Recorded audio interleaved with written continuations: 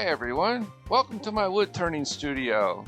For this video, I'll be teaching how I make one of my favorite projects, which I call my heirloom ornaments. I'll be showing how I go about shaping and hollowing the globe, creating the top and bottom finials, and using milk paint to give the ornament a timeless heirloom look. So sit back, relax, and join me as we travel together into this wood turning adventure. Got a piece of maple right here. This just plain maple because I'm going to be painting it, so I'm not going to use any burls or anything for that today. And I've got it attached to a glue block, so I'm not wasting, that whole big chunk of maple that goes into the chuck, because this is all going to become waste wood, and we do not want to waste our nice maple on that. So this is just a 2-inch poplar dowel you can buy at the local hardware store. It's used in closets to hang your clothes on. I find it really handy for glue blocks. The first thing I want to do is round over the piece. So I got a 1/2-inch spindle gouge. This one does not have a extra bevel on the end because I don't find it necessary when making ornaments. So I put my tool at 45 degrees and just bring it into the wood nice and easy. That's easy cuts first because you're cutting a lot of air here. And the deeper you go, the deeper the cut you can make.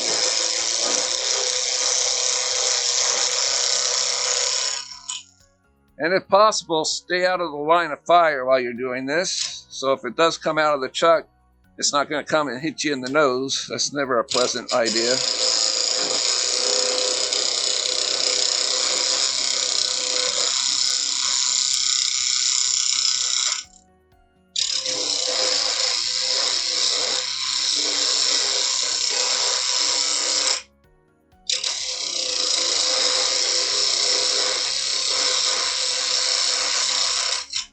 What I also sometimes do is I will take the spindle of the maple and I'll put it between centers and turn the whole thing round before I even attach it to glue blocks.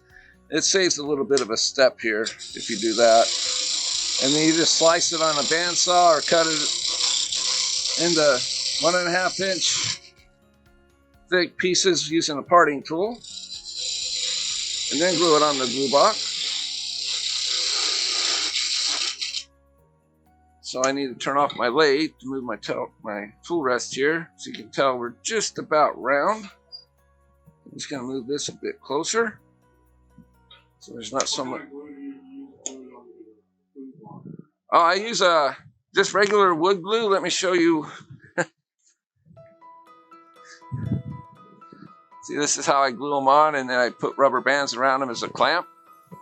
Let them sit overnight, and they're good to go. I've used CA glue, but usually about 2 out of 10, they will pop off the glue block. So I went to the regular wood glue, and I haven't had anything really fail on me since then. So, thank you. Yep.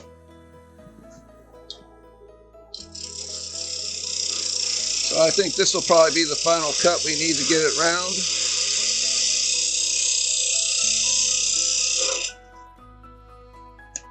Have a look, see there? It's a little bit of a flat spot right there, so we'll clean that up. The reason to make it round, it makes it easier just to cut the curves. It's like a large bead. And if you have square spots on there, you're going to be hitting those and possibly getting your tool to jump a little bit, and you're not going to get as clean of a cut. That's why I want to make sure I get rid of all those corners and it's nice and round just like that. I'm going to grab me a pencil and I'm going to mark this piece about right where I think center is. You can just eyeball it. It doesn't have to be exact. This is just to get the curves of the globe started. So this is the shape we are after right here. It's a nice oblong shape. And it will have 2 different size holes in it. We'll get to that in a minute. This size will be for hollowing out the center. And this size is for a little wooden jig that's easy to make, plus the top finial will glue right into that small hole. So, all right, got that marked. I'll move my tool rest on an angle here a bit, just to give it a little more support. So the first thing I want to do, make sure that that tool is centered, which it is. At almost about 90 degrees, you want to come into the cut.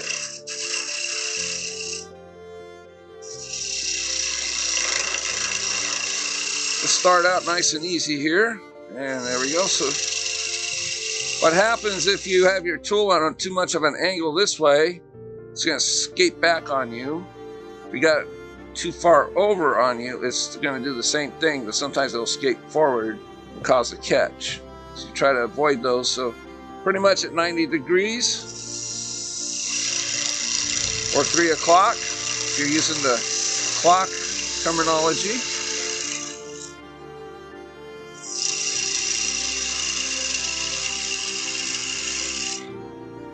So we got that pretty much angled there. So now I'm going to do is I'm going to start rounding over just this area here and then the top area there. So another 90 degrees. I'm just going to bring the tool in this way and just slowly work that way down all the way into the center almost. Because you do want to leave a little bit of a flat there for the finial to sit on when we get to that point. Now we're going to come back here towards the line and curve this area. Just easy cuts. We're not in a race here. Once that cut starts, when you start making that curve, you can turn your tool up to the 130 mark, 45 degrees, and we can just bring it all the way around this way. And we're just going to pick that cut back up because it slipped out. And I'm using my body to cut these curves. I'm starting on my left foot and I'm twisting over to my right foot instead of moving my arms all around, and keep my tool tucked into my side. Start that cut, turn the tool to 45 degrees.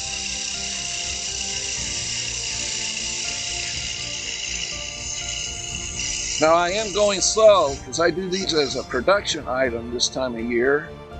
And I can whip through this really quick if I needed to, but that's not what we're here to watch. So, same thing on this side. We're going to start with the angles here.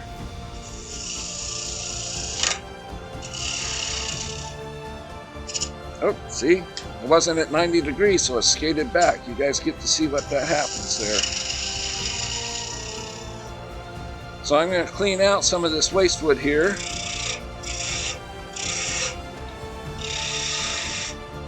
By creating a cove to give me more working room. So I'm starting to cut at almost 90 degrees. And then I turn the tool over, it's almost straight up and down by the time the cut ends. And then I'm going to bring the tool back into this direction without cutting uphill into the cove. You want to stop at the bottom there.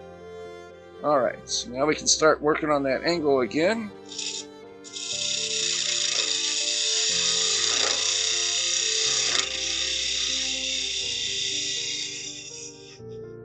And this is about as far as I'm going to go as far as that bottom area. So I need to start peeling this away a little bit.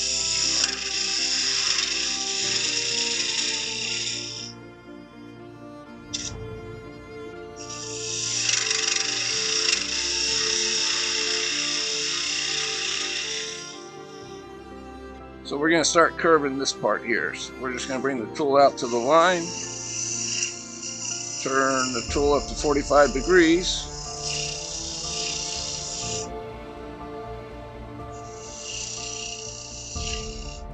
And we're just going to do some nice finishing cuts here a little bit.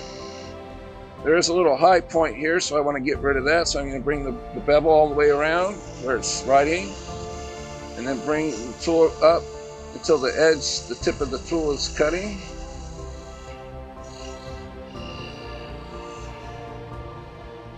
And there we are. So I'm going to clean this little bit up down here. Try to get a general shape of it.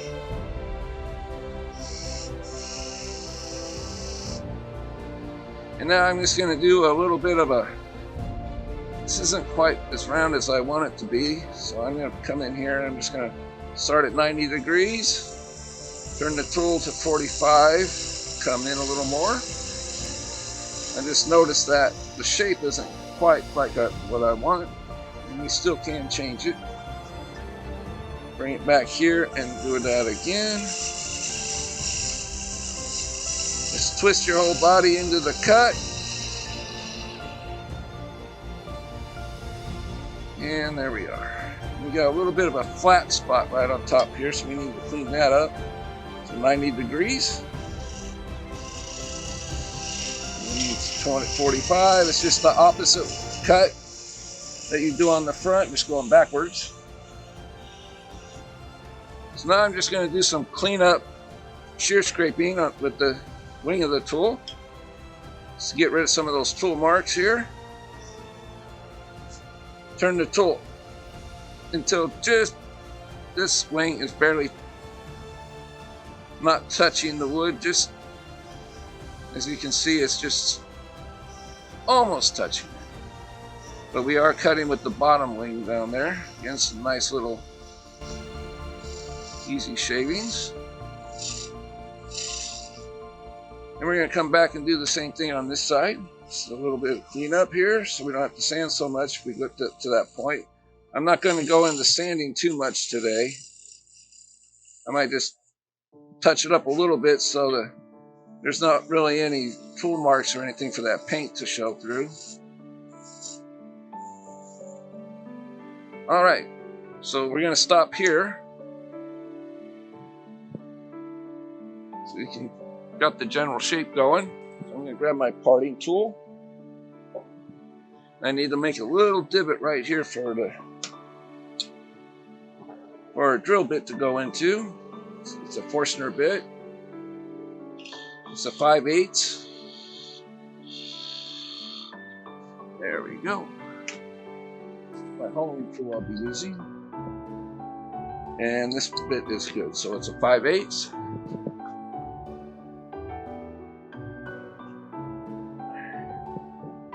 And I'm going to bring my tailstock up with the drill chuck, move my tail rest or tool rest out of the way.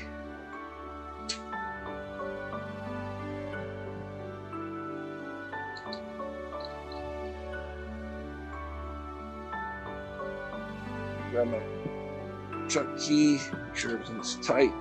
One more time. Make sure you remove this chuck key. Never take your hand off of it until you put it away. So I've seen people leave those in there. When you start your lathe, it's going to go flying. So you're going to start the lathe at a slow speed. And bring it up to around 500, between 400 and 500. It's a good speed for this. We only want to go part way in with this drill bit. So we are going to be right about there is a good depth, and I just want to make sure that tape is in the right spot. Yes, it is. Generally, you just usually go the same depth no matter what anyway. Everything's tightened down, and now we'll just start drilling out the center here.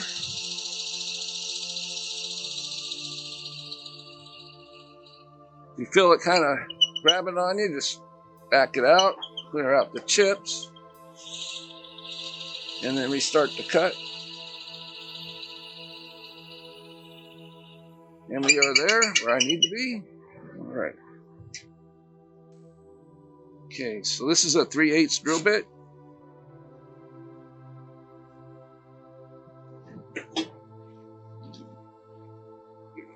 Tighten that up. Come around, tighten that hole just to make sure. And for this drill, we're going to go all the way through to the bottom, into the glue block. And you will be able to hear the sound difference when you hit that glue block.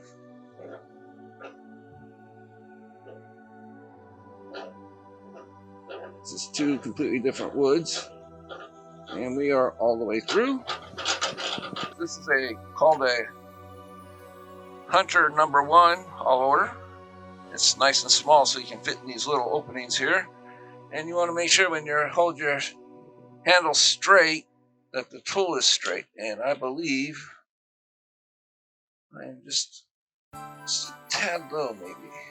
So you just want to raise it up a little bit because these kind of carbide cutters can be a little picky as far as not getting the right height on your tool rest. If you're too low, it's going to grab. If you're too high, it's going to grab. So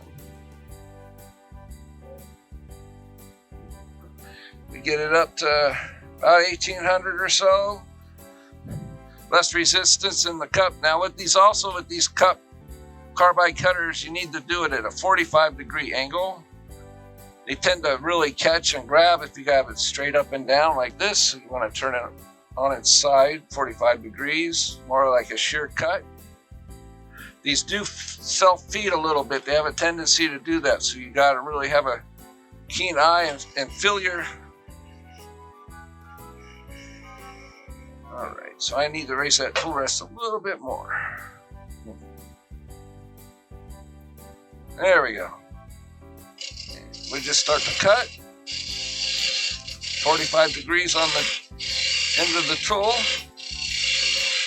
And we can just move it back and forth. Now be careful you don't get too thin on the top, because you can go through it rather quickly and easily. So I tend to keep the top part of the globe a bit thicker, because that's where the top of the finial will be, and that's where all the hanging glue up is. So you want a little extra thickness on the top. And we don't need to worry about, exact thin walls or anything like that when we're doing this. This is just to lighten the globe so it doesn't pull the branches down on your tree. So I need this to go a little bit. Maybe not. That should be good. So I'm just going to take out a little bit more, not much. So I'm going to bring my tool around this way and get that undercut going there.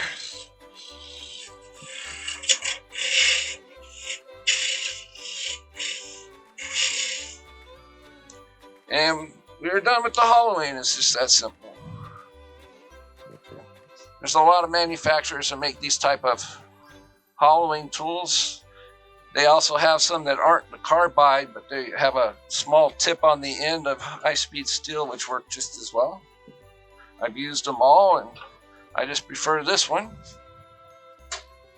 So I'm going to grab my air gun, just blow all that stuff out, just cover that hole up.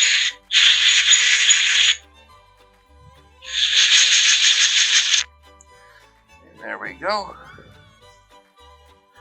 Set that hose down there. So now we can finish up the outside here. So I'm going to grab me a different tool rest that's smaller. This isn't really necessary, but I just like the extra support that mounting hole offers. So you can see this is really small, and I'll be directly under that tool post. And we're just going to make sure everything's centered right. Everything's nice and tight. Give it a manual spin. All right, we are good to go. Turn down your speed again. Now we're just strictly going to work on the back side of this.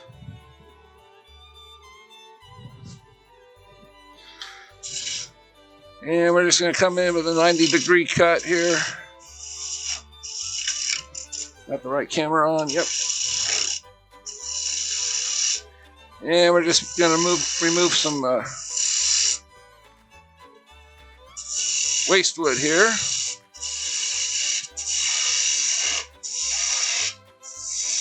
You don't want to rush this because you are going to be coming close to that opening down there. At that small drilled hole that we created a little while ago.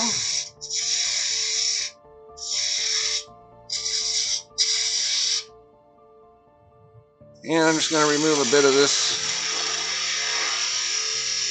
Get it out of the way. And bring my tool back into here and just... And remember to stop before I get to that drilled hole, because you are going to want to sand this piece. And I need to just create more of a curve. I can see that, so I'm going to bring my cut back up here. It's 90 degrees, turn the tool to 45. Just take a nice easy cut down the side there. And I need to start a cut here. 45 degrees to end the cut. And that is looking really well. Got a little bit of a trash there. I'm going to kind of touch and make it go away. I'm just going to clean this out right here just to get it out of the way, because I'm going to do a shear cut along this area.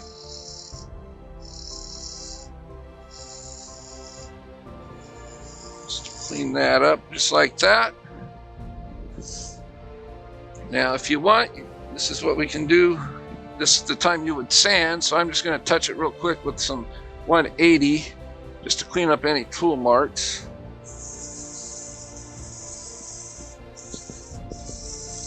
So you don't want those showing through the paint when you apply the milk paint.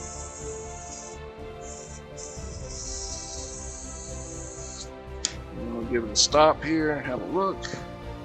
Not too worried about sanding lines because those won't show through the paint. So we're at the point where we can part it off now. I like to use a thin parting tool. One of these guys. Let's see. And it also has a sort of a groove right on the top here, which creates two little points on either side. Right there on this side. So when you're cutting it, it's more of a slicing cut. It allows you to get in there without having to move your parting tool back and forth too much so it doesn't bind. These come really in handy for these kind of projects. I lowered my tool rest a little bit because it was a little high. So I'm just going to lower my speed a little bit compared to what I was cutting it. So you don't need to do this at breakneck speed. And just follow that curve with the parting tool. And I'm just going to remove some of that right there. Remember, we're going to come across that hole here in a minute.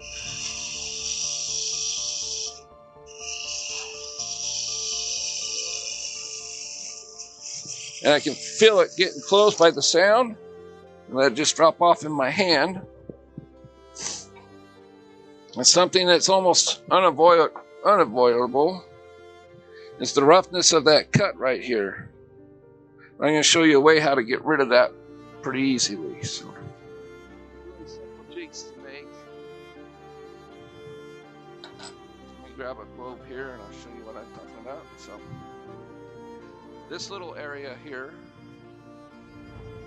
matches the small hole on the top.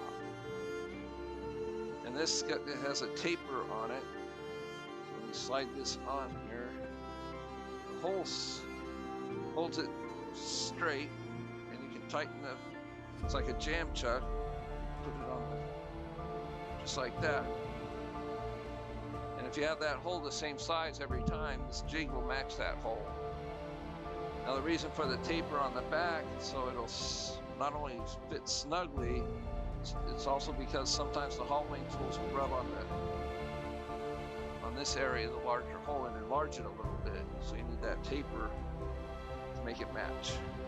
Sometimes they won't be exact, but this hole will be. As long as you make this the same size drill bit, or use the same drill bit over and over again. Use the same jig over and over again. Does that help? And for this, got this marked red spot, a line there, and that I always put that right in the middle of my number 1 and number 2 jaws. So I always put it in the same spot. Less chance of run out.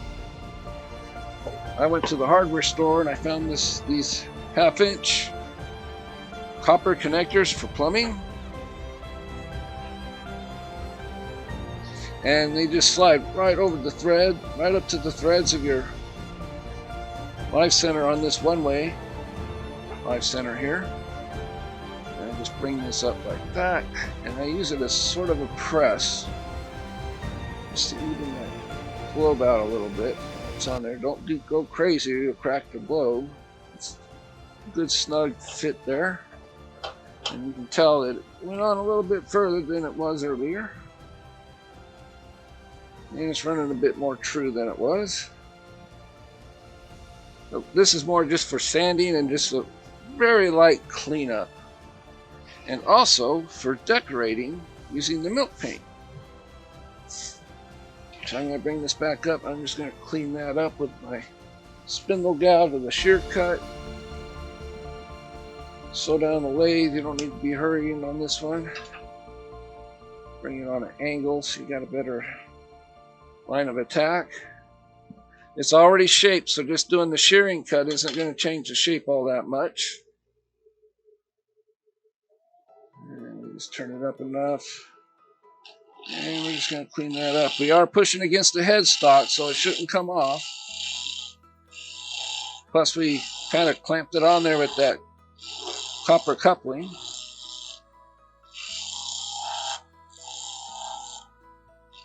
These jigs come in handy for all kinds of things for the ornaments. I use them to when I apply the milk paint to the globes,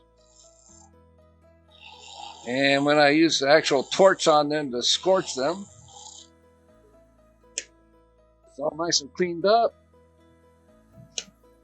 And you just touch it with some sandpaper, get it to match the rest of the globe.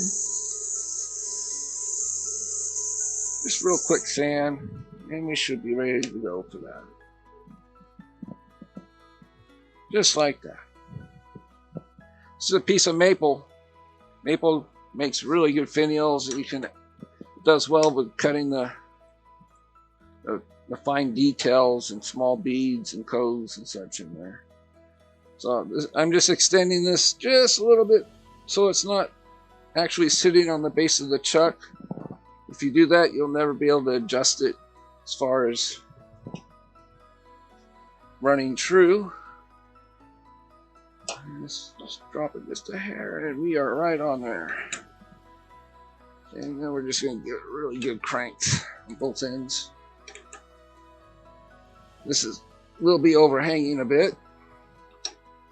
I won't be using a tailstock, because I find using a tailstock when you're making finials can tend to create a whipping action, however small it might be, and it can snap your finial when you get thin.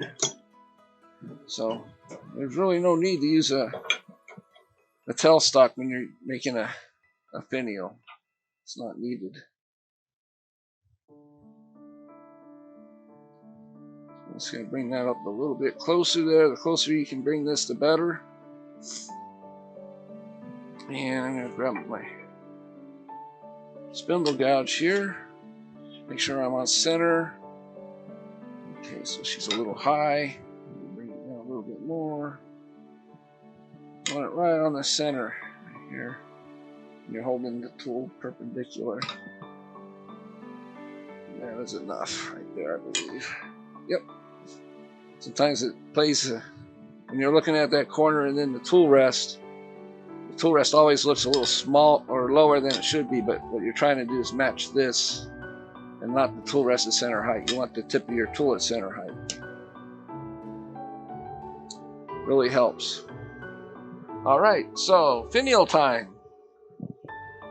First thing I'm going to do is just start cutting it down, paring it down, getting rid of some of those corners. And this piece of wood is cutting really well, so it should make a really nice finial. Shouldn't give me any problems whatsoever.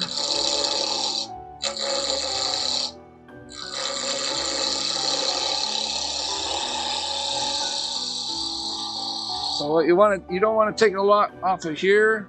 we're going to start working at the end, making it small and working our way towards the top to give it more mass as you create the finial.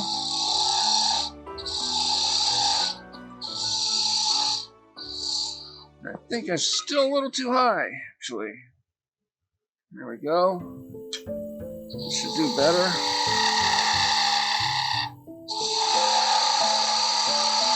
And you'll hear some vibration, that's normal. But I'm just creating a cove all the way down to a point here at the end.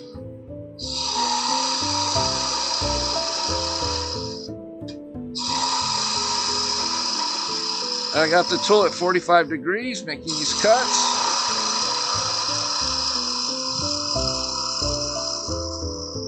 So I'm just going to pick up a cut right here. Leave a little extra mass right down in here, towards the top. And we're just going to bring that to a nice point there. That should be good enough. You don't want a real sharp point because they can snap off the sharper they are. So what I'm going to do now is I'm going to grab me my very small detail gouge. This is a Thompson detail gouge. I like his tools. It's got a really nice long bevel on it. I believe it's 35 degrees if I'm not mistaken. And I need to drop the tool rest down just a little bit more, because I'm going to be overhanging this a little bit. And what I'm going to do is I'm going to bring the tool in straight and make a cut inwards while moving, twisting the tool while I cut into the wood, and it'll create a nice detail at the end here. So here we go. Just give it a nice turn right there. And now we got a nice little turn, curve point right at the end of the tool. So I'm going to grab me a smaller spindle gouge because we are getting a little deeper into that. So I believe this is a 3/8 or not 3/8. So we're going to start working our way down into this towards the point, but be careful you don't want to hit the point.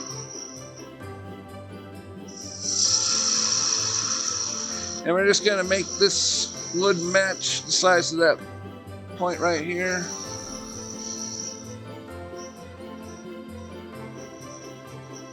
Like that. I'm going to grab that small detail gouge again. And I'm going to do the same thing, but same kind of cut here, because we are going to create a bead on top of that point. There we go. And now we can just start at 45 degrees, just start creating that bead. Just nice, soft, easy cuts. Don't worry if you don't get the shape exactly right. The sandpaper is your friend as far as this goes. That'll really help you round it over. Using sandpaper on it. Okay, the bead is a little bigger than I want, so I'm just going to take a little bit more off right here.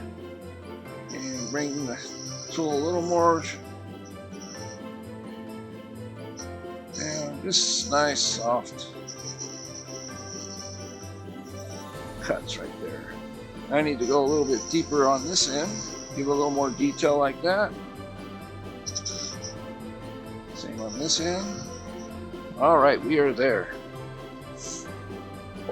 Now would be the time for you to just grab a small piece of sandpaper, fold it over in threes, and just give these a light touch here.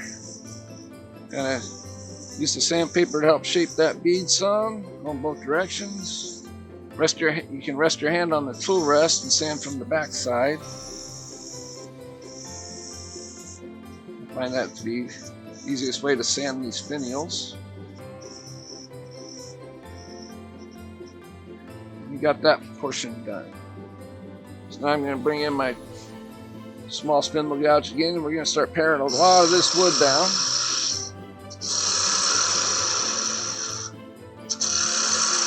Just moving back at every cut, as you can see. And now I'm just going to do an opposite cut, get rid of a bunch of this waste wood right here. I left that there because I did not want to come all the way down to the end and hit those nice details we just created. So we're just going to parry this down this direction. Bring this down this way.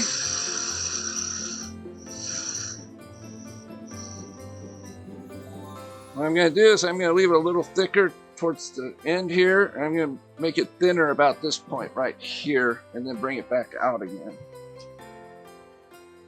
So we're just going to keep going back and forth here.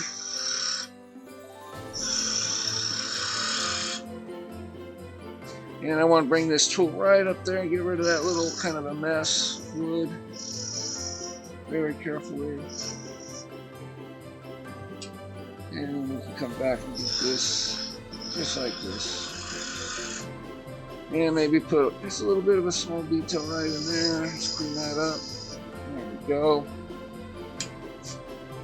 And we're just going to do some back and forth here.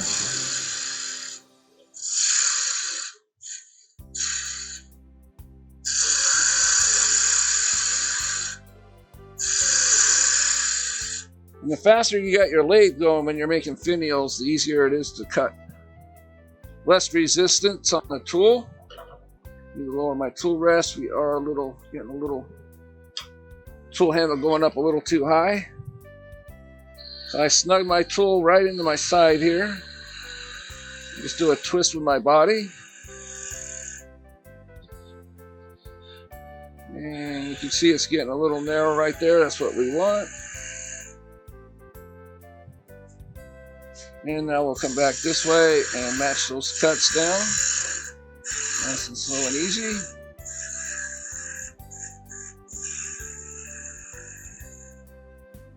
And we'll just touch that with a little piece of sandpaper now too.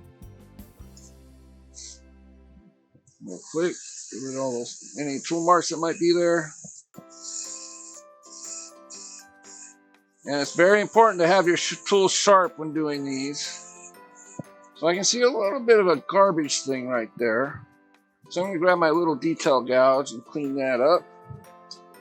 Something I don't want in here. Just kind of curve it right into that bead a little bit. There we go. Much better. I can take that sandpaper and just kind of stick it in there and clean that up.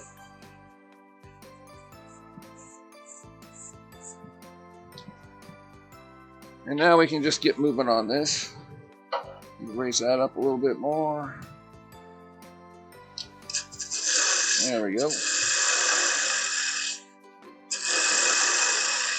Now we're just going to start making this area thicker and thicker as we go.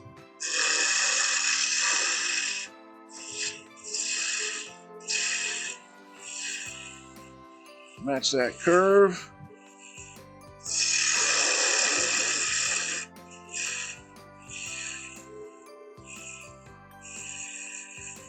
Nice and easy, and work your way out of that cut.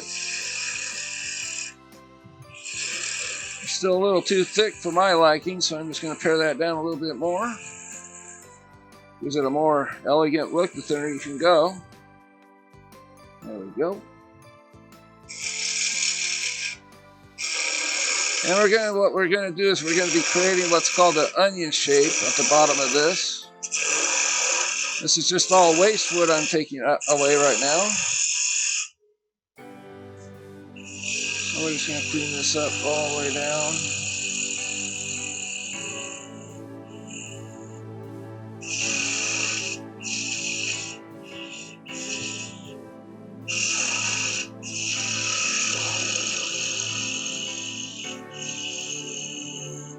Right down in there. If there's a few thicker spots and you're getting towards the end there, you can always take the sandpaper with some support with your thumb on top and rub it, and it'll get rid of some of those high spots you might be dealing with. Or you can just lightly cut it. I'm doing here because it is rather thicker than I usually make them. There we go. So now I'm going to come back this area here and cut the opposite direction. Clean this up a little bit here, and then I'm just going to make a diving cut and come around, tool almost straight up and down, and then just give it a twist and a turn right into that little groove right there, and you can see that onion form beginning to take shape. We're going to come back this way, clean this all up. Maybe cut that down a little bit more and redo it, because it is looks a little big to me.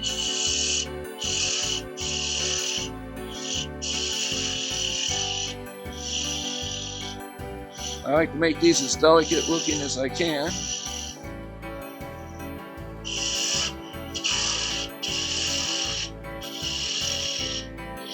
There we go. So I'm going to take away some of this waste wood again. So you can change the design as you go with these. If it looks a little too big or something, it doesn't hurt just to come back and remove some more wood. As long as you're not trying to do it way out here after you've gotten all the way back in this area. So you need to get rid of this little groove cut.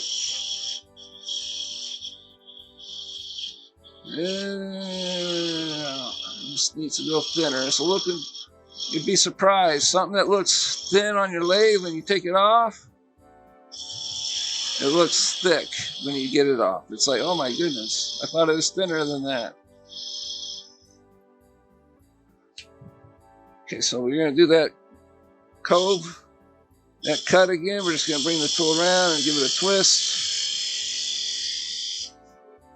And we're going to clean this area out just a little bit here. But we want to leave some of that for detail.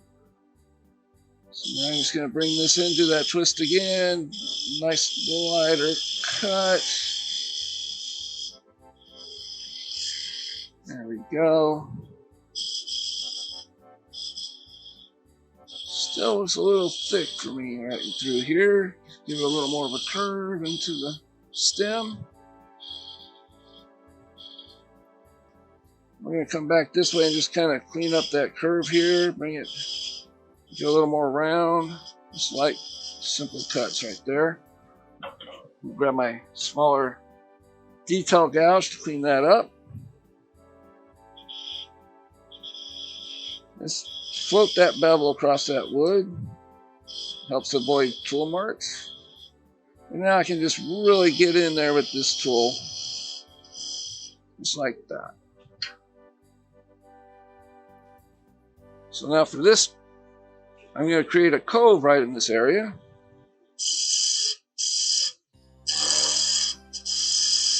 So I'm going to start paring this down a little bit, get rid of some of this waste wood out of the way.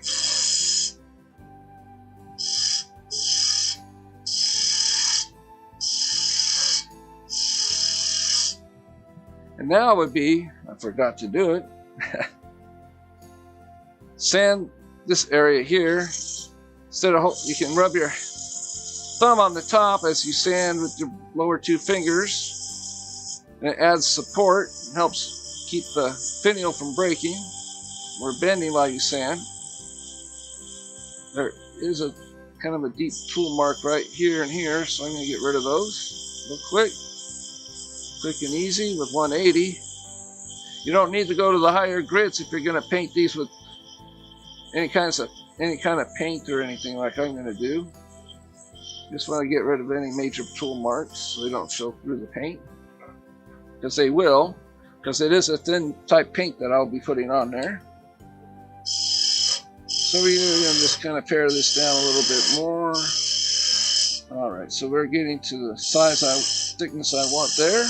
So I'm going to come back the opposite direction to create that cove down to the center here. Bring it down here. You don't want to ride up the bevel or ride up the side of the cove because it can cause a catch. Just nice and easy right there. Down in the center there and bring it back, match that cut. And we are where we want to be on that. So we're going to touch that with sandpaper real quick. Oh, wait. See a little bit of a high spot right there, so we want to get rid of that so we're not spending too much time sanding.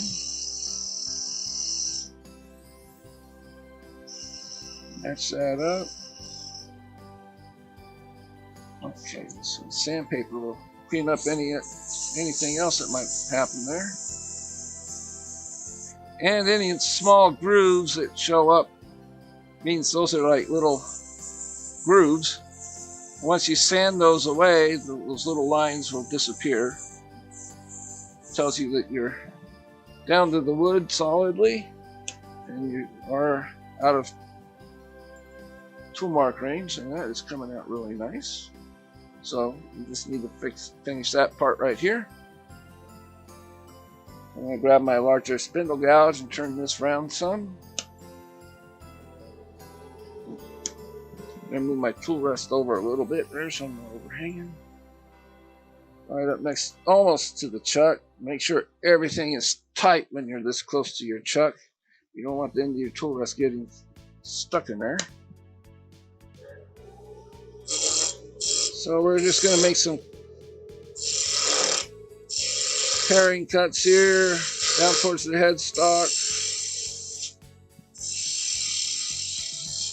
And we'll see if we got it round. We should. Alright, that's good and round.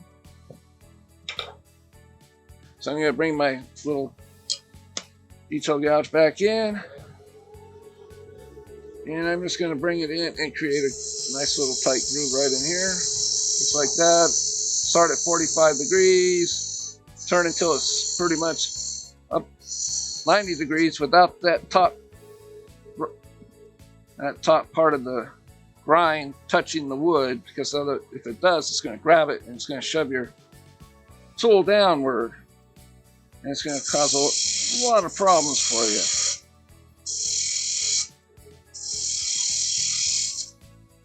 So I'm going to come in here 90 degrees. I'm just going to clean this area up with this tool. You can see it's a nice clean cut there when it peels off like that. And I'm going to come back this way, back a little ways, bring it in. Not too much of a cut there. Taking too much of a bite.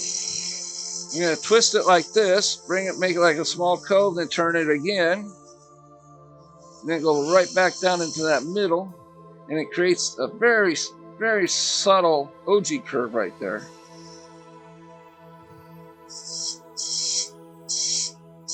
Now I'm just going to pare this down a little bit more. And I'm just going to make a slightly slanted cut right here.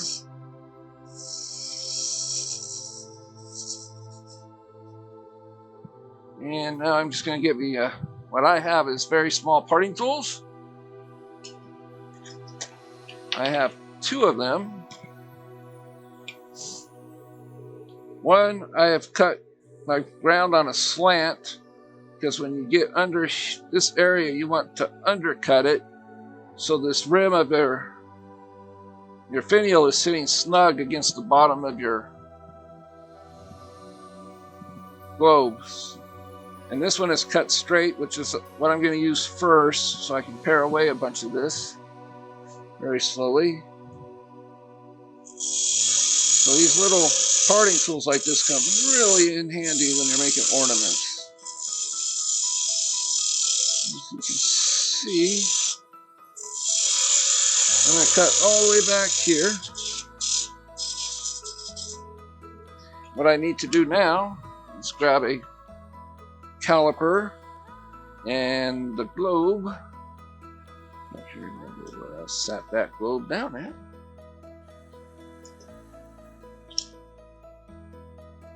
There she is. We're going to measure that bottom opening, and we're going to match that tenon right here. Make it just a slightly smaller, because when we glue it, the wood will expand. If it's really tight and you glue it, it can crack the globe. So we are right there. It should be 5/8, but sometimes the hollowing tools will touch the outside and enlarge it just a little bit, so that's why you want to make sure you got the right size here. And wow, we're right on right here.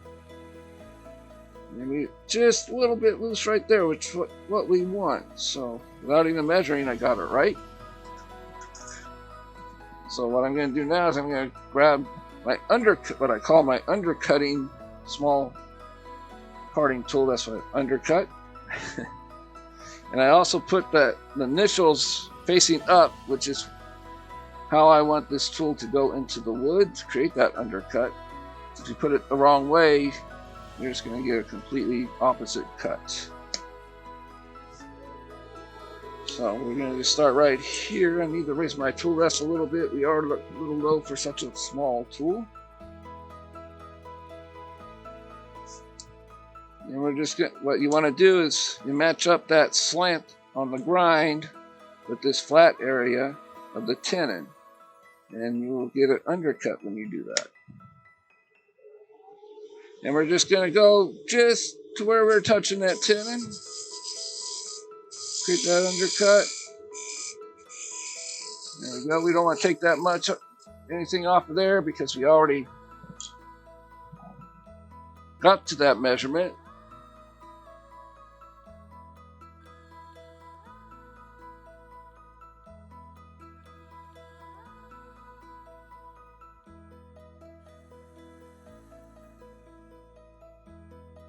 But it would be at this point, I should probably do it now.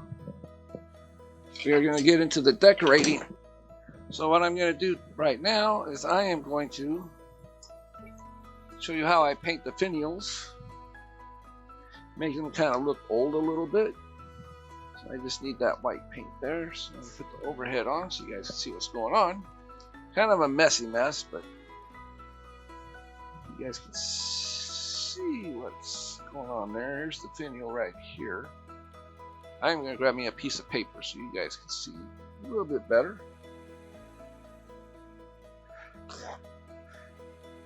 My little board here is getting a bit more dirty. Yeah, that's better. You can see that better. So I got what I mixed up earlier today. So I got some milk paint here. It's just it's made with lye, and you just mix it with water. It's all water based. And for this project, you want it kind of thin.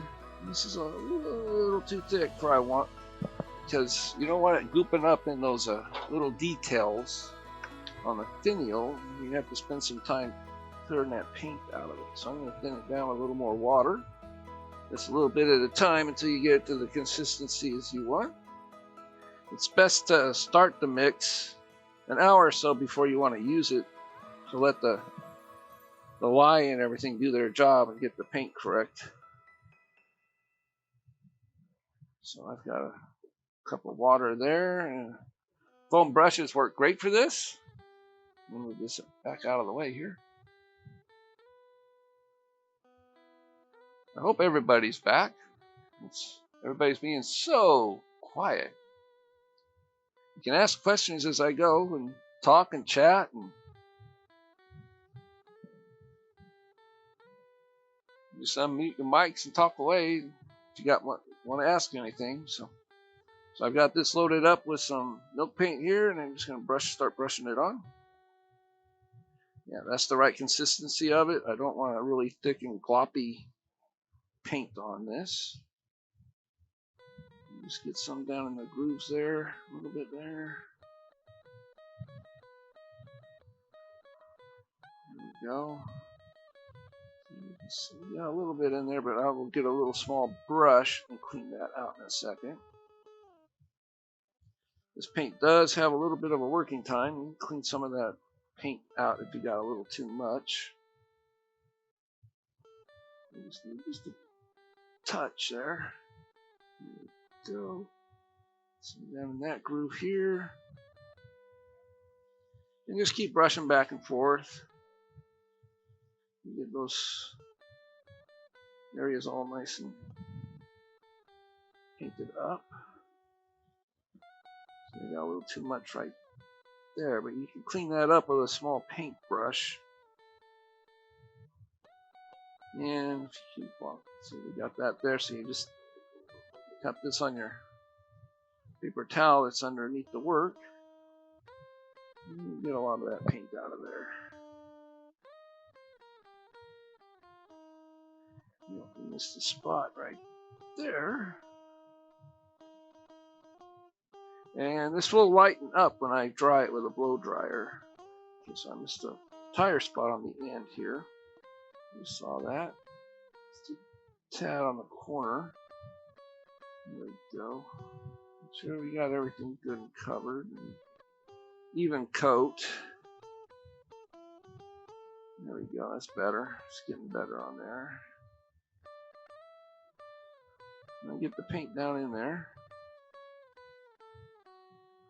I'm going to grab a little paintbrush I have right here, and we're just going to clean that up.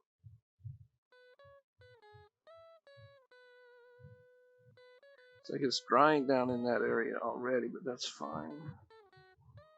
It's supposed to give it a nice little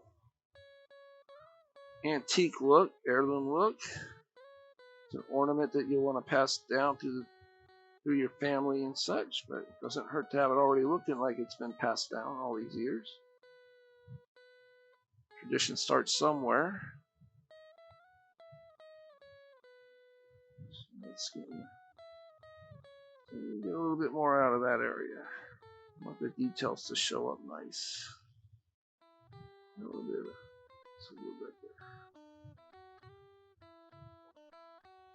there. It can be, details, depends on how much time you want to spend on it.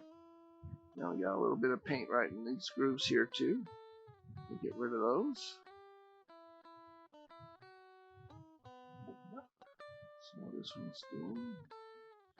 Just a little more paint down inside there. Need a little more paint right on the end there. There we go. Just spread it out a little bit. And we'll just use this brush to smooth out anything here. And once it's dry, we can do a little more of that smoothing out. I'll show you how to do that. And we do want some of the wood to show through. You could let it dry and add extra coats if you want a solid color to it. I'm just going to add just a little bit more along here. It looks a little too thin on the stem, especially right in this area.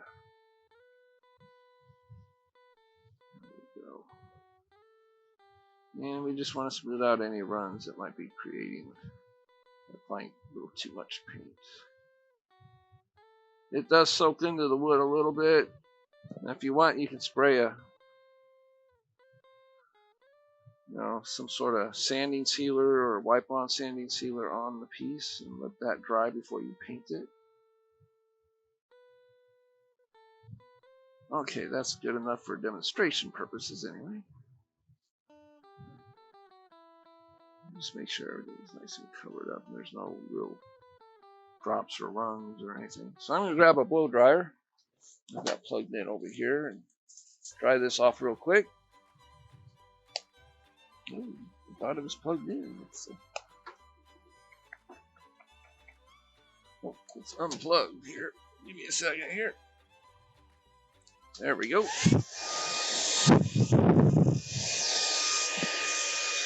we're just going to dry this off.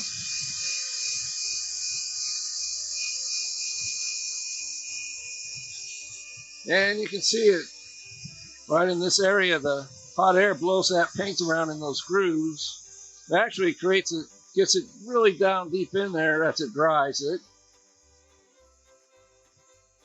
You want to make sure it's dry in all the areas.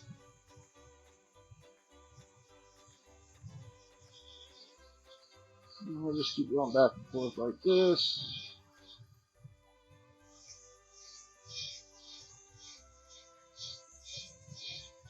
Because what we're going to do next, you really want to... I heard a boop. Not sure if that was a question or not, or somebody playing with their mic. But we're going to use a little bit of sandpaper and such on this, so you do want the paint to be dry when you do that. And that should be good. I'm just going to slide that out of the way a little bit.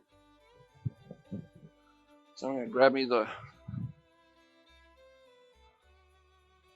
sandpaper right here, but the first thing I want to do is I want to smooth out the paint using one of these white pads that you can get in the paint department at your hardware stores. 3M makes them. This is the finest grit one. The other kind are green and gray. The green is the heaviest grit. Green or gray is the medium grit, and this is the fine grit. But this will smooth out the paint. So we're just going to turn up the speed a bit. And we just go back and forth real quick like this.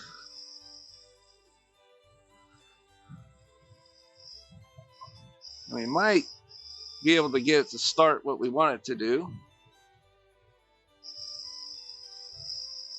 We'll probably have to go to the sandpaper, because we're going to remove some of the paint on the high points of this, make it look like it's been a little more well worn.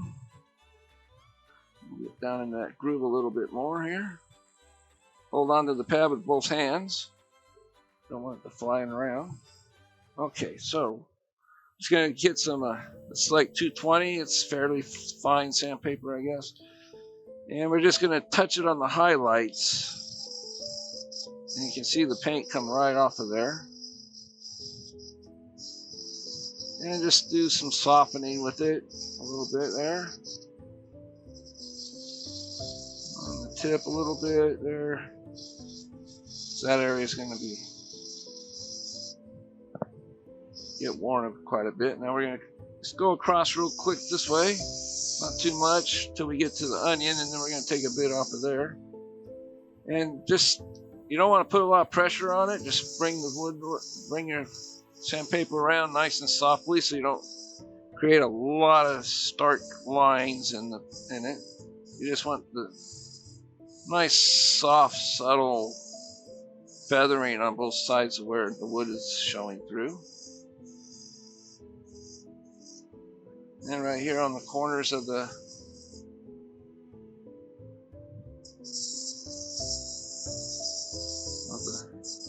groove here, the cove, right on the top of the cove there.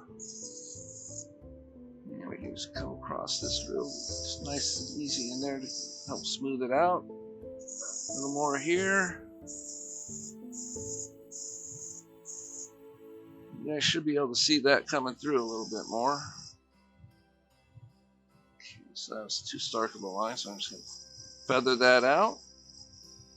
Same on the bead a little bit. And right here on the tip there. And we're going to stop it and have a look, see how she looks. I'm going to zoom in a little bit so you guys can have a better look at it. And you can see where the worn areas have shown up with the sandpaper. Makes it look like it's been handled quite a bit, which is what we are wanting to achieve. That's why it's called the Heirloom. So I'm just going to set this aside real quick so we can part this off.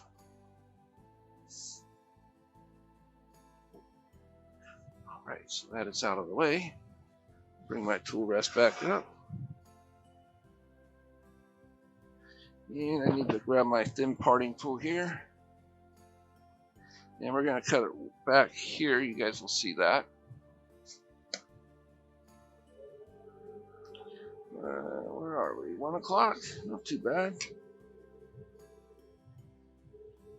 And we're just going to do a nice little cut right here. You don't need a lot of tannin, but you want enough to where it'll hold some glue and center.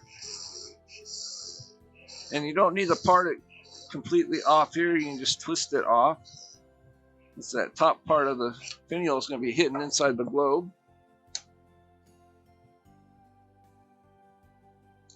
We'll just give it a twist. We have that done right there. So we're going to grab that small roughing gouge and just turn this around.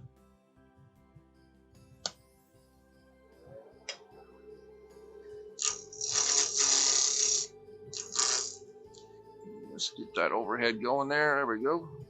Some pilling cuts with the till we get this round here.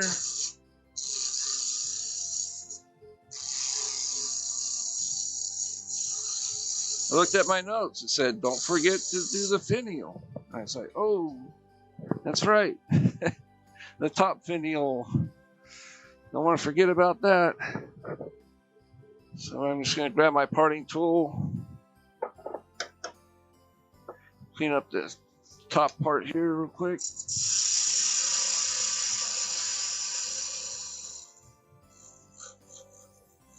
Now making the top finials aren't that difficult. I like to make them like really short. Sort of like this. Grab one here. Just like this. Just something that curves and matches, follows the curve somewhat of the globe. You can put a tall one on that and put this in the center, but that makes an awfully long ornament. And I prefer having the small finials on top. But this is a project that you can do and make all kinds of different ways. All right, so I'm going to grab me my freshly ground spindle gouge here.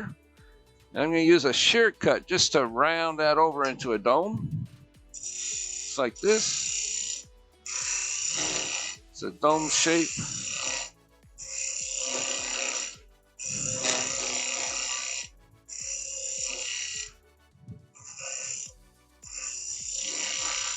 And squeeze it on over.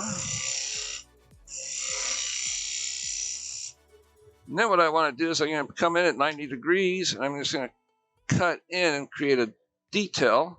You'll see it develop as I do this.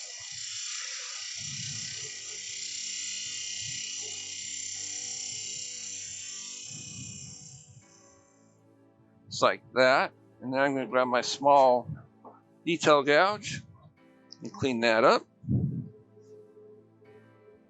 Because basically when you make that cut, you're going to get a kind of a choppy edge here. So you want to come in this direction and clean that up. Make it look nicer. Want nice crisp detail there. And let's see how she came out there. See, nice. And one more cut. Still a little rough, so we can take one more cut there. Just a slight cut. 90 degrees on the tool. And just slice right on in there. And then I'm going to come back in here. Just kind of get down inside there. See how we did. Crisp detail right there.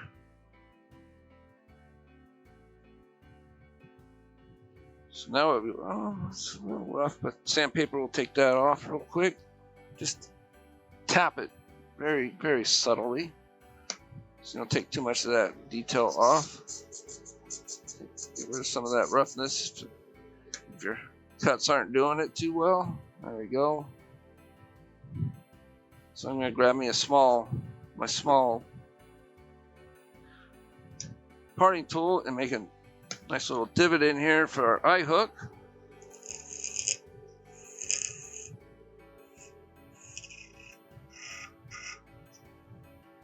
And we're going to leave it just like that for now. We'll drill it out after we apply some of that milk paint to this.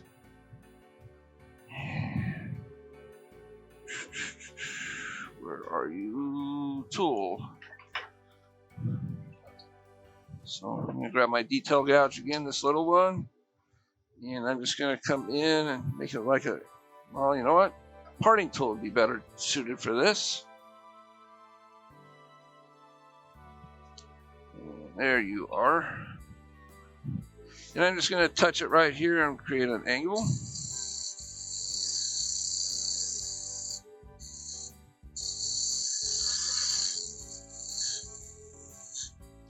And then we can start just cutting this down like this somewhat. Some of this will be cut away when we get to that point. It's not going to be that thick.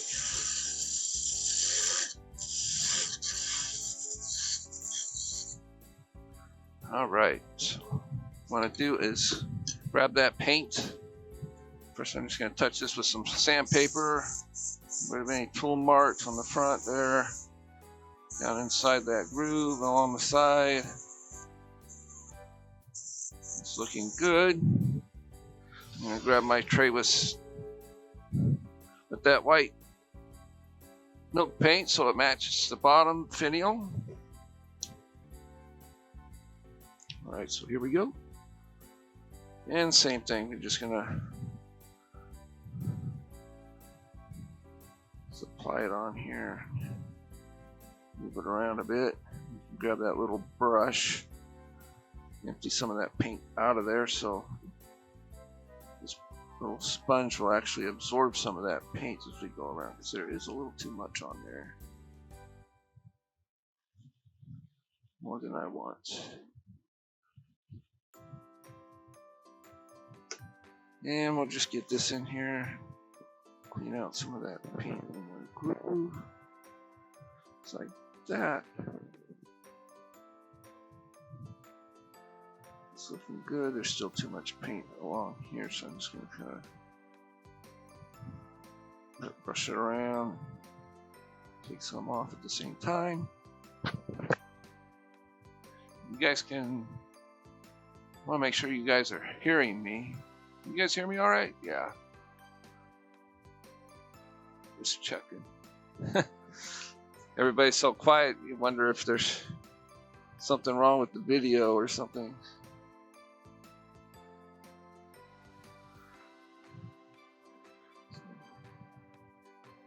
Now we've got all 21 people that signed up in the house, which is great.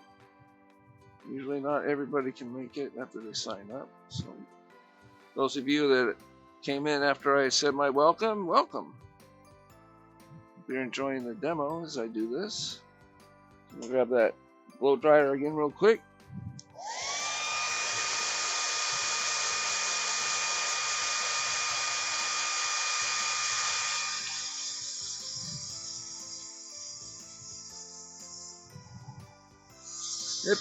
It dries fairly fast, so especially on a small piece like this.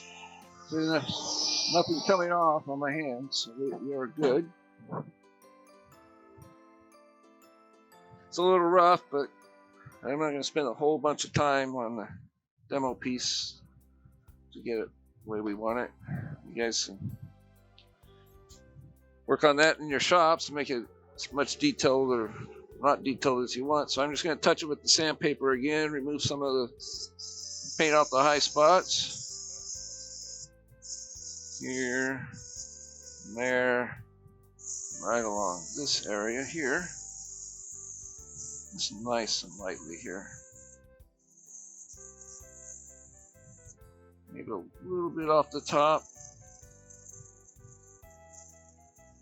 Make it a little thin there. There we go. And I'm going to grab me my pin vise. You guys aren't familiar with pin vices. They are just little holders that hold very small drill bits that a power drill can't really handle. So I've got this far enough in to where it matches the length of my threads of my eye hooks that I use, and I'm just going to push it right into this little groove here. You can do it under power, or you can just spin it. I'm just going to do it under power. This is slow, it doesn't need to be going very fast. And under power, it usually goes right in faster. There we go. And I'm going to put that away. And we'll grab me an eye hook. I have 3 different kinds of eye hooks I find at Hobby Lobby in the jewelry section. I carry these antique brass plus silver and gold. So while it's still running, I just stick it in that hole and let it drill itself in there, and voila, we've got an eye hook in there. Now we'll finish off the bottom here, get it ready to go into the top of the globe. So we need to measure the top of the globe, a hole for that. calipers because we need to make the tenon the same size. Just gonna tuck that in there and spread it apart till it's just fairly snug. And we'll tighten that down so we don't want to lose that space. Check one more time, and sometimes it moves when you tighten. We're all set. So I need to be using my small parting tools again. I can find both of them. There they are. We'll bring the tool rest back around. So I'm going to use 3 tools here. First, the parting tool, just to make this area a little smaller. So we're just going to cut it just like straight in, just like this. There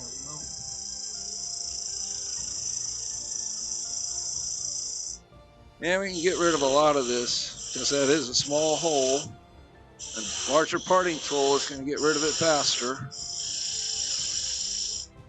But I make my measurements towards the headstock because if you go too small, you still have a little room to move up towards the underside of the finial to get the size right. So this is where I'm going to measure, is in this area that I'm cutting right now. I'm going to turn off my lathe because I'm always worried these things are going to come flying out at me. So it's just got a little bit more to go. Whew. I don't know what that was, but it made me jump.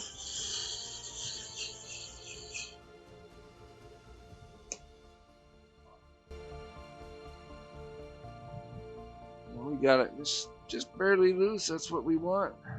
So now we can just work our way down into that.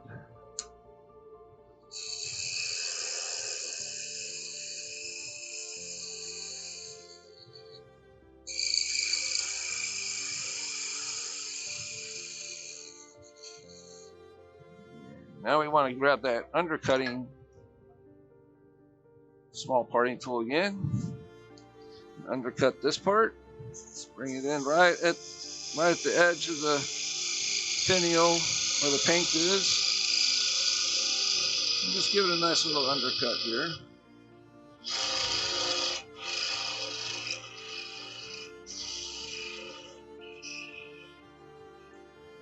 And just to be on the safe side, we're going to grab those calipers again and make sure it's the same size all up and down there.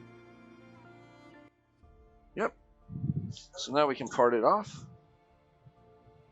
I'll grab my other small parting tool here. Just work my way down until I can twist this off without doing too much harm to the piece. Surprising how thin you can go before a piece will come off. You can tell in that camera that's not very big at all. That's my finger, so and we just break it off just like that. And for right now, before this part isn't colored yet, but we've got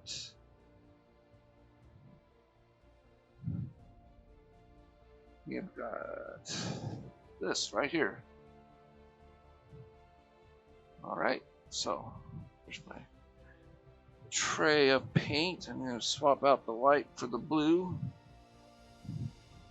Now the blue looks dark in the cup, but once it dries, it lightens up to like a chalky looking light blue, sky blue. It's really pretty. We'll grab me a clean sponge brush here. Okay, this is a little thicker than what I used on the finial because there's no real designs on this. So you can put a thicker coat on here. So I'm going to switch to, let's see, overhead side view. Yeah, there we go. You guys can see what I'm painting there too on the front. So I'm just leaving that a little bit bare for that glue to stick to. It seems like you put too much paint there, you can always sand it off, rough it up. And this also allows you to get down into this backside. This jig does, so you can, with the brush, so you can paint it. And just bring the paint around.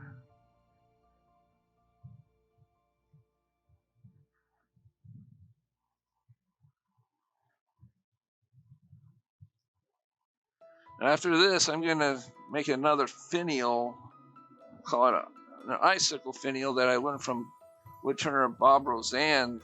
Man, was it 13 years ago when I took a hands-on class with him? Yeah, he really got me inspired to make ornaments. And so I've been messing around with ornaments since then. All kinds of different kinds. Not to mention snowmen and Christmas trees and all that other fun stuff you can wood turn for the holidays. Okay, so we got a good coat going on there, so I'm going to grab my blow dryer again. And you can see where, in this camera, on the side where it's already drying. And it's much lighter than it was. You'll see it change as I do this.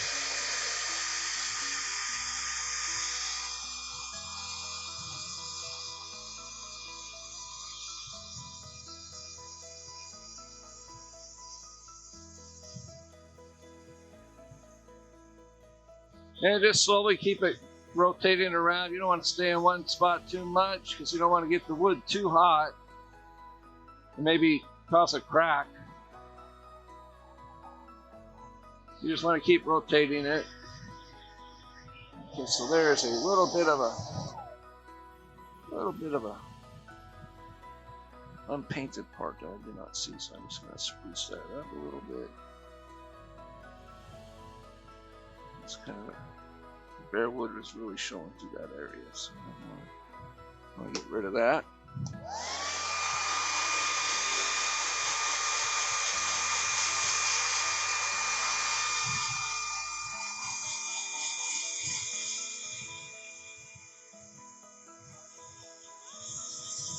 And when I get that white Scotch pad, it's going to smooth a lot of these strips and, you know, extra thick spots out. And even out the paint somewhat. So it's kind of shiny right here.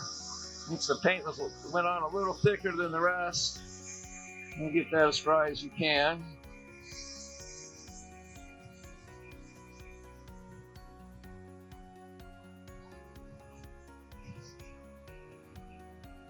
Yeah, that's dry. Alright, we're all set to go with the Scotch Brite here. Just going to turn up the speed a little bit. This will just kind of help smooth out the paint. It really won't take any paint off. It just smooths it out. See, there's nothing coming off on the pad.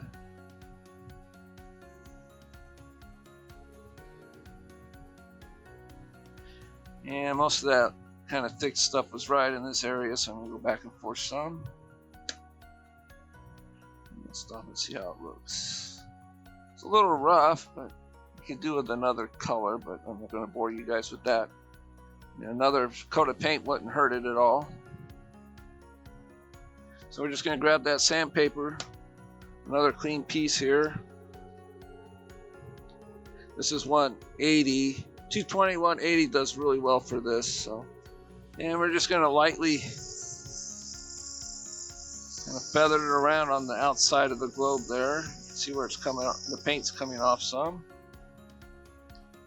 And I'm just going to bring the paper out here so it's not pushing so hard against the wood. I'm going to grab me a finer piece of sandpaper. It seems to be taking it off a little too fast. There we go. Overdo it, and we'll just feather that line out that showed up.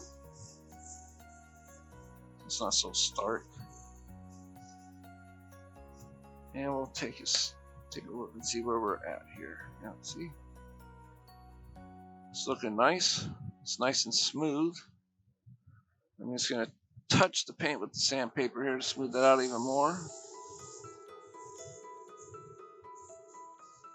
but not take a whole bunch of it off.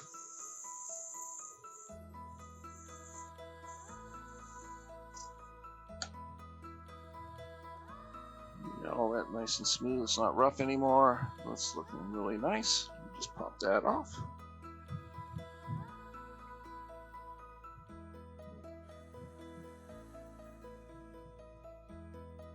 Now we've got, all we need to do is just glue this together.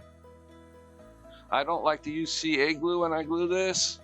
It gets brittle over time, and if these ornaments are packed away in an attic or something, that's not really conductive of using CA glue. So this is the glue I like to use. You can buy it at most hardware stores. It's Aleene's Turbo Tacky.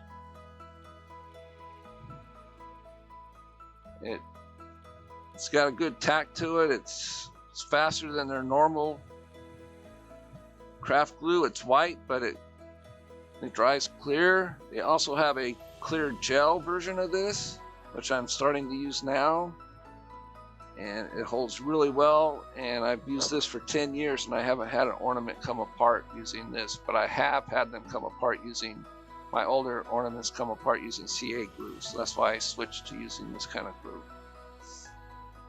Alright, so I think that's going to bring it to an end for today. I hope you guys learned a little bit of something. Thank you so much. Appreciate you guys coming out. Hope I see you again.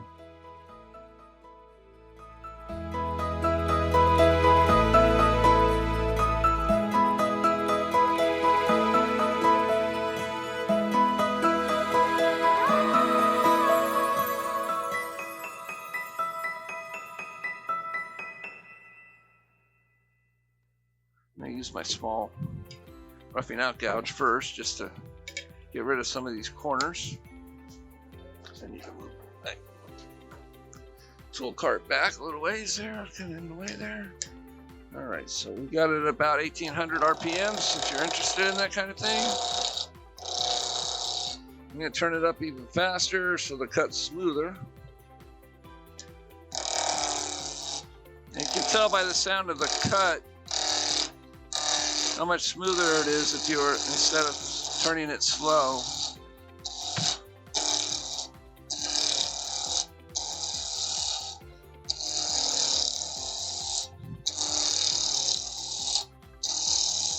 Okay, by the tone of the cut, I can tell I'm getting to round.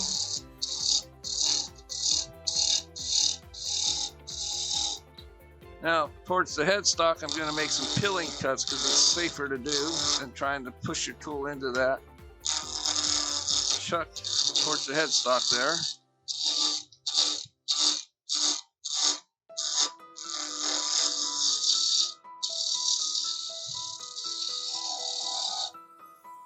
And let's see if we got it round. Almost, so that's good enough. Need to move my tool rest in just a little bit closer here. We're gonna start making a cone shape with a point on the end. We're gonna start that with the roughing gouge, and then we'll move over to a spindle gouge.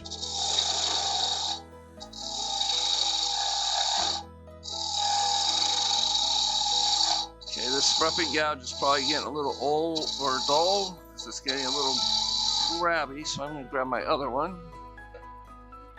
I have two small spindle gouges here, so let's see how this one works.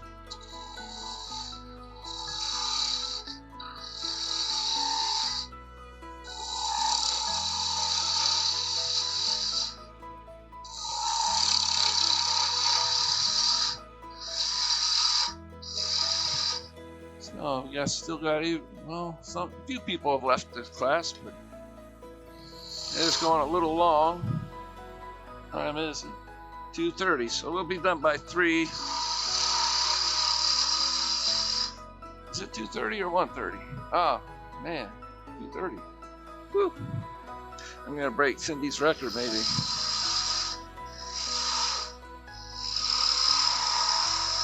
Okay, so we almost got it to a point. So now I'm just gonna grab me one of my smaller detail gouges here.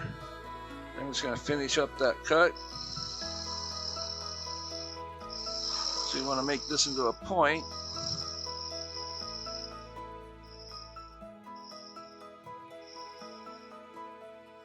There we go. I'm just going to clean that cut up somewhat. And like before, at the other one, we're just going to start right here. I'm just going to thin that down just a little bit more. It seems like it's too big for what I need it to be. Because as we work our way up towards the top of the finial, the icicle droplets are going to get larger and larger as we go. That's the plan anyway. So get that a little bit better there. There's a high spot in that. Alright, so start with the tool straight up, bring it, give it a twist, bring it right into the wood. Just like that. That's our first icicle. And we're just going to touch that with some sandpaper real quick. Get that all cleaned up before we move on. It's best for these things to sand as you go instead of trying to do it all at once, because it does get fragile.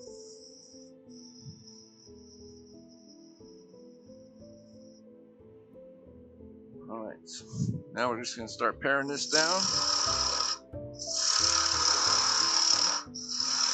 Yeah, I gotta give credit to Bob Roseanne, because he's the one that showed me how to make these type of finials. So we're just gonna bring the tool right up, turn it on its side, just bring it right up to the edge of that first droplet there.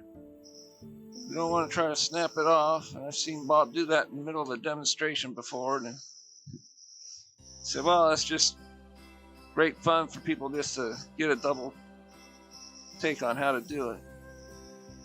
That's his reasoning behind breaking them. Just bring that right up. Now we can take a bunch of this wood away.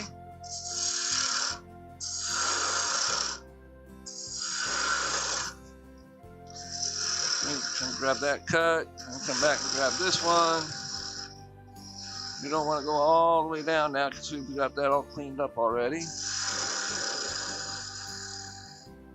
And we're just going to create a nice tapered cut in here. Get a little thinned down a little bit more. So we need to go get this down a little bit. So we need to cut this down a bit.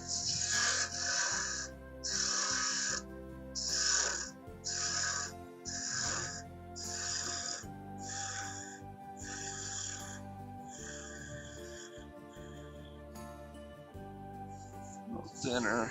There we go. So we're going to touch that up with sandpaper again right in here in this area.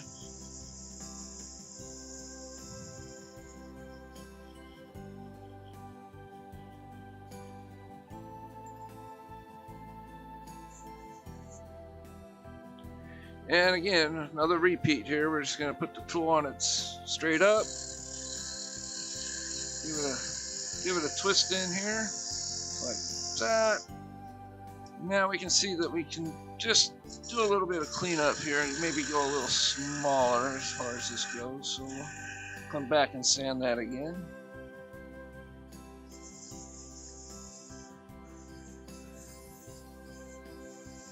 We can go a lot thinner, I think. Take a bit more wood off towards that. Like I said, things look thin on the lathe, but when you take them off, they're not sometimes.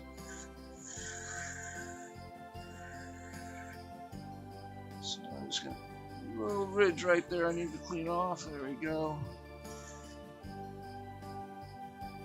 And I'm going to come back here and take some of this off.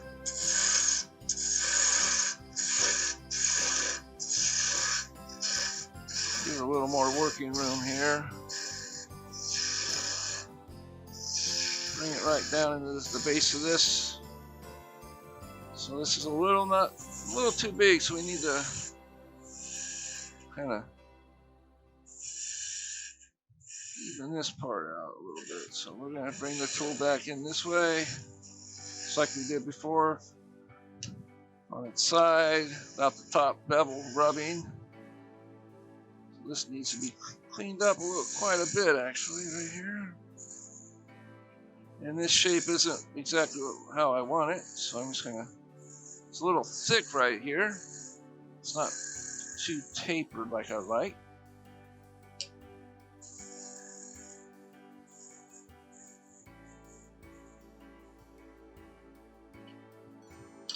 So I'm gonna grab me some fresh sandpaper here, smaller piece. And we're just gonna bring this around and put any tool marks on. Yeah, still not looking my best, but sometimes the sandpaper helps get rid of that. I'm gonna curl it around to get down in here easier, just like this. Don't push too hard. Now this detail at the end isn't quite like I like, so I'm going to grab me my very small detail gouge. Just kind of clean this up just so gently.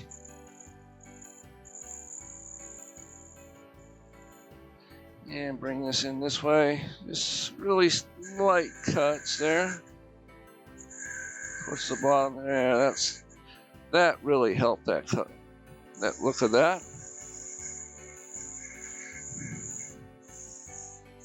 Use the sandpaper to help shape a little bit here. Doesn't hurt to do that. Alright, so now we're going to grab my 3/8 spindle gouge again, and we're going to do the same thing. We're going to make 4 of these all the way up.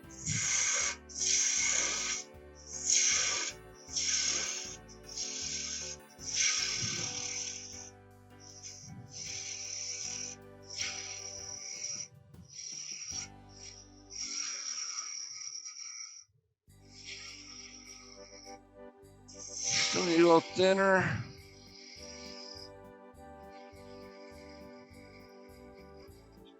And I'm going to grab my small spindle detail gouge. I'm going to clean this area up. Bring the tool around and just slightly, just ever so slight cut.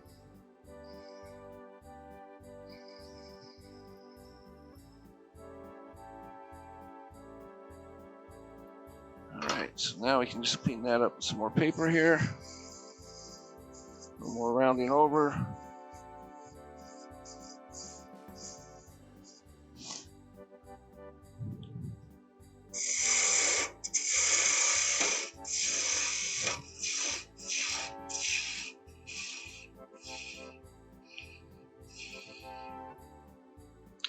And we need to take away a bit of this.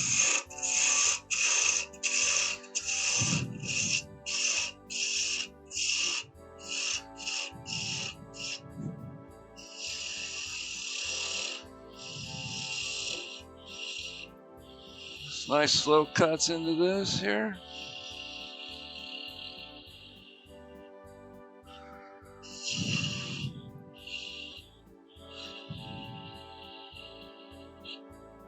There we go. I touched my tip there, so I need to best give it a little quick sand if you need to. All right, so I need to take some of this down.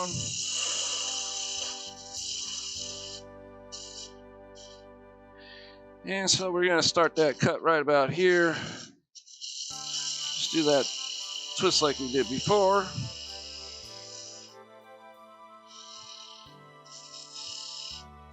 And we need to taper this down just a little bit.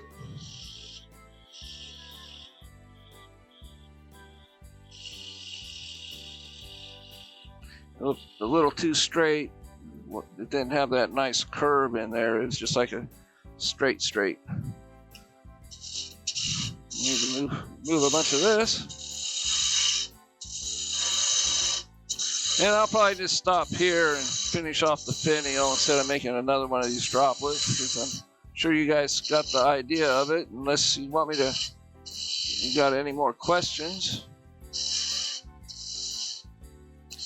I'm going to take this down a little bit here, and I need to clean up this curve.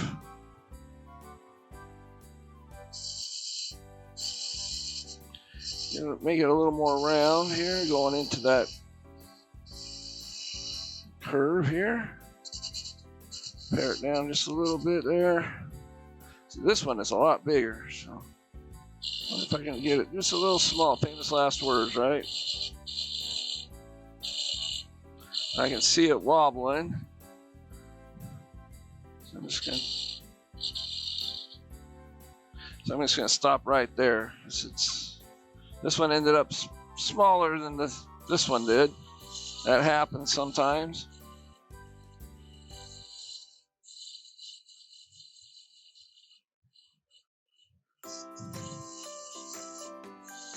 I can just take sandpaper and make it a lot smaller, but I'm not going to really spend too much time doing that. And you would just make the same kind of cove design right here.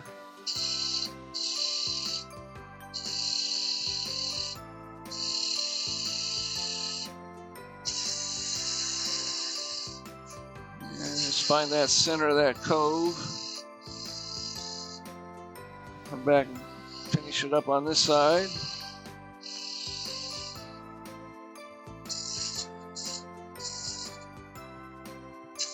Oop. See, it wasn't on the 90 degrees, so it kind of skated back on me that time.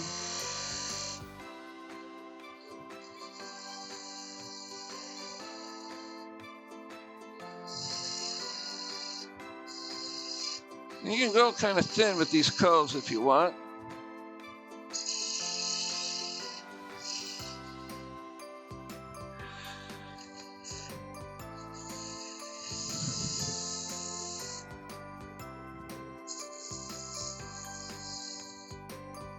And this is when you would just curl up a piece of sandpaper and just get out any tool marks there.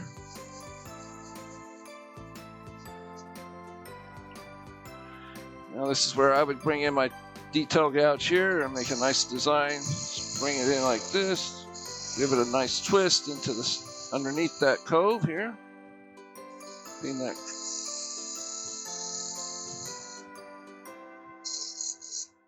And now you can just take this and take this down quite a bit here.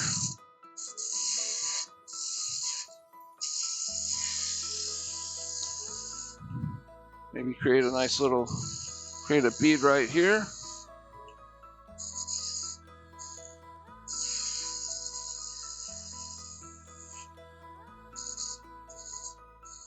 Start up straight up and just give it a good twist and right into the wood. And we're just gonna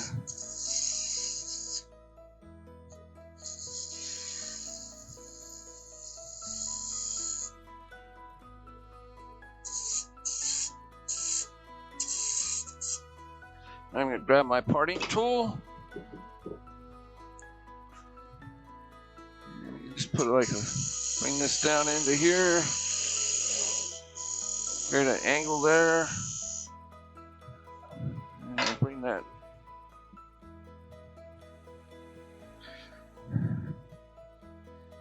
Kind of cut this away a little bit here.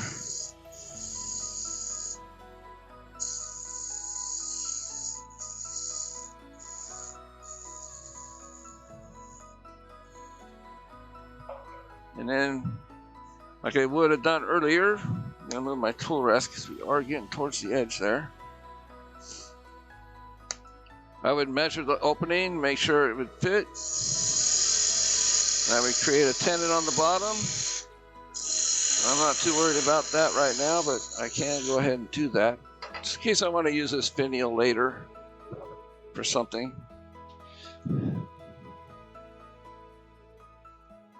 So we're just going to measure that hole.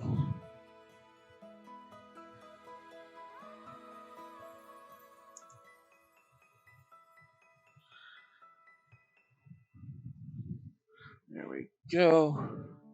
And we're just going to check where we are right now. Yeah, see, it's a little too small for that hole already. So if that was the case, see, I got a little extra wood here. You just come in here and make that tenon a little bit bigger. Just like that.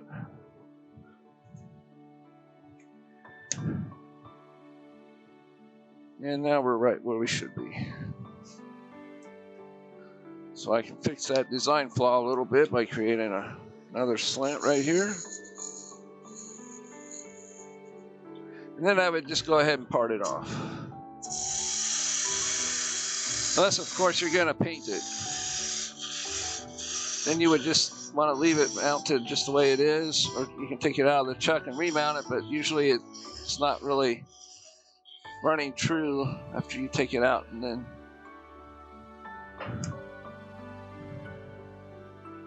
twist. That's how you make an icicle. Finial.